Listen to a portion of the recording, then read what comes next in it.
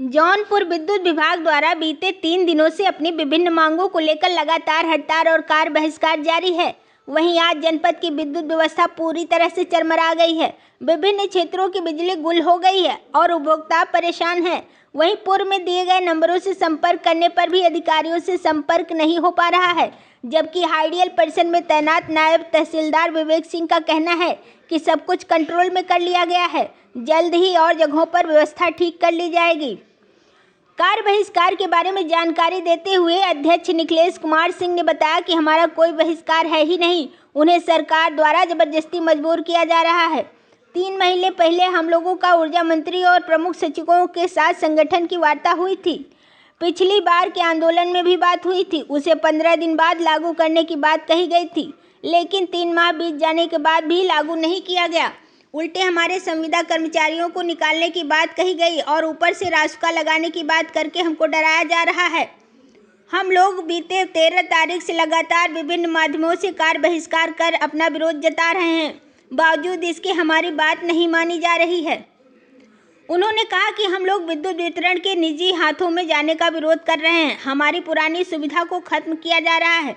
संविदा कर्मचारियों को अन्य विभागीय कर्मचारियों से कम वेतन दिया जा रहा है।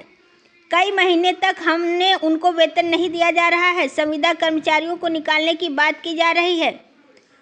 वहीं इस मामले में जानकारी देते हुए नायब तहसीलदार ने बताया कि जिला मजिस्ट्रेट के आदेश पर हम लोग 3 दिन पहले ही सारी तैयारी कर ली है। क्रिस्टल स्थानों पर मजिस्ट्रेट और स्टैटिक मजिस्ट्रेट लगाए गए हैं, साथ ही पुलिस फोर्स भी लगाई गई है। जहां जानकारी मिल रही है उस सर्किल को ठीक किया जा रहा है। शहर के अहियापुर पावर हाउस और जलालपुर में बिजली की समस्या थी, उसे ठीक कर दिया गया है। अन्य गांव की सूचना मिल रही है, वहां भी ठीक किया जा रहा है। आज शाम तक जहां भी दिक्कत है उसे ठीक कर दिया जाएगा। कंट्रोल रूम के सभी नंबर चालू हों। पब्लिक से लगातार बात भी हो रही है। सभी पुराने आदमी को भी काम पर लगाया गया है, जिसमें प्रमुख बिंदुओं में हमारे यहाँ LMB 10 की सुविधा हमें मिलती है।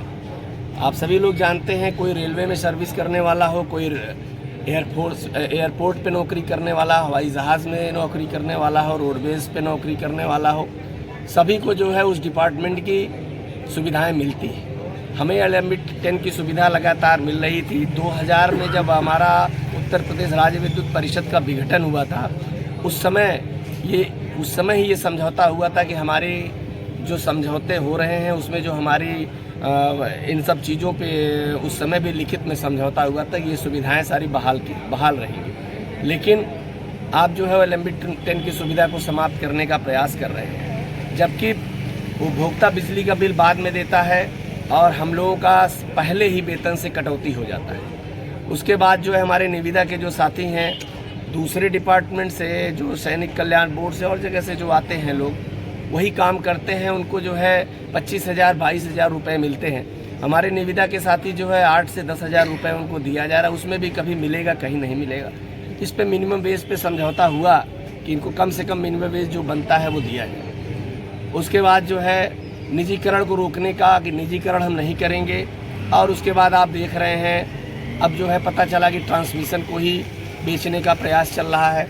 तो हम लोग जो है कि और हमारे जो वेतन में विसंगतियां हैं बहुत वर्षों से चली आ रही हैं, उस पर समझौते हुए थे।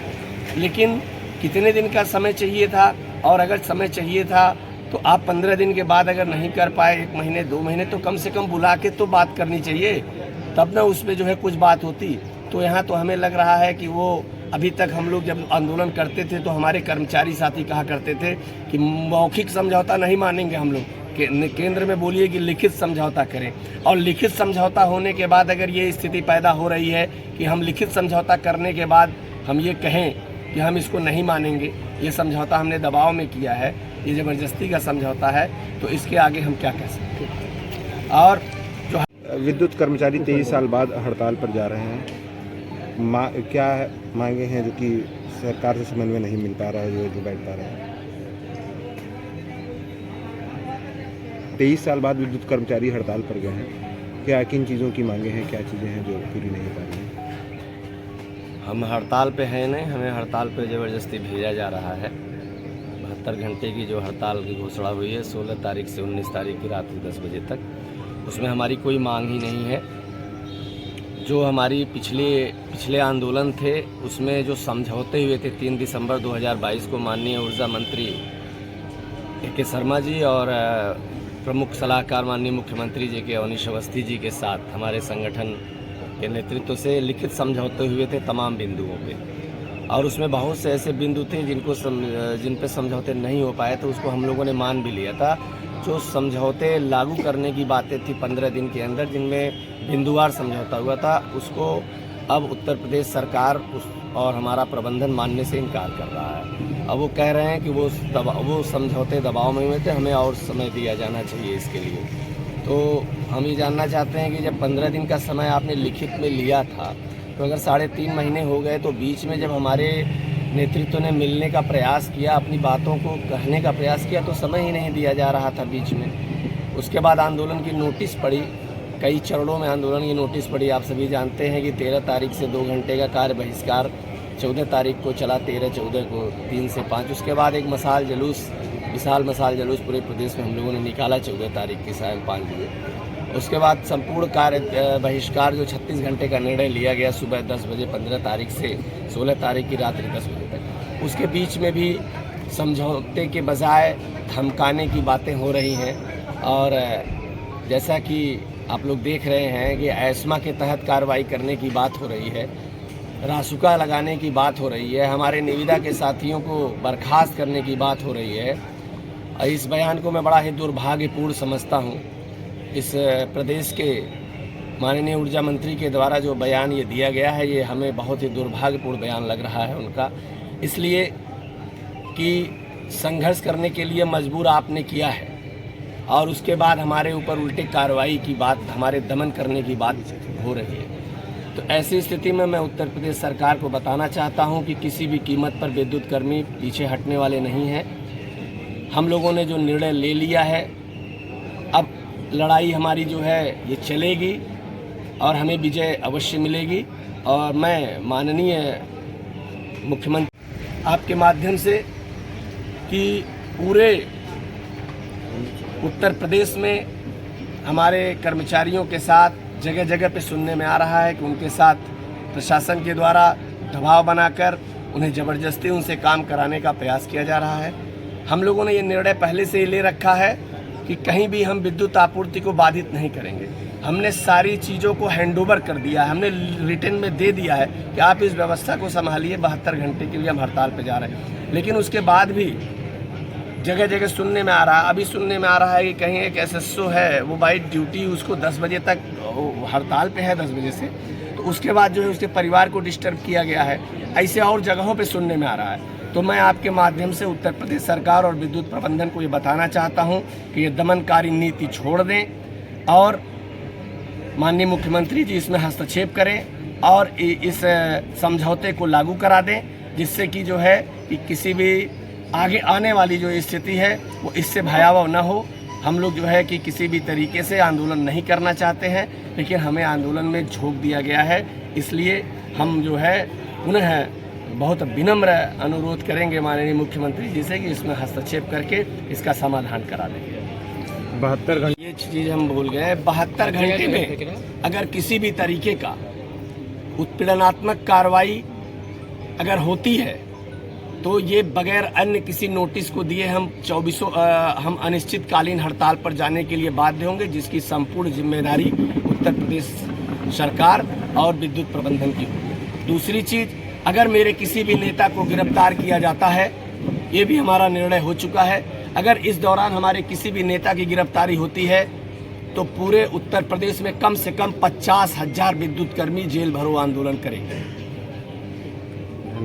कर्मचारी हड़ताल पर हैं, उसको लेकर के क्या तैयारियां की गई प्रशासन की तरफ से?